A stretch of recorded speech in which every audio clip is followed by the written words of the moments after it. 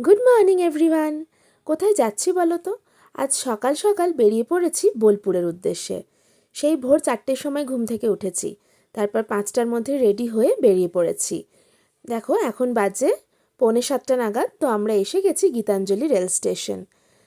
তো এখান থেকে আমরা স্টেশনে ঢুকলাম, তারপরে আমাদের ব্যাগ চেকিং হলো। এখানে ব্যাগ চেকিং করে নেওয়ার পরে আমরা কিছুক্ষণ স্টেশনে ওয়েট করব, কারণ আমাদের ট্রেনের টিকিট আছে 7:20-তে। আমরা যাব হলো বন্দে ভারত এক্সপ্রেসে। তো গীতাঞ্জলি রেল স্টেশনটা কিন্তু আমার বেশ ভালো লেগেছে।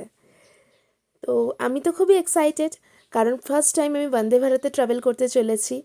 কিন্তু দেখো এখানে বসে থাকতে থাকতে একটা জিনিস দেখে খুবই খারাপ লাগলো, যে একজন বয়স্ক মানুষ তিনি ঘুরে ঘুরে চকলেট বিক্রি করছেন।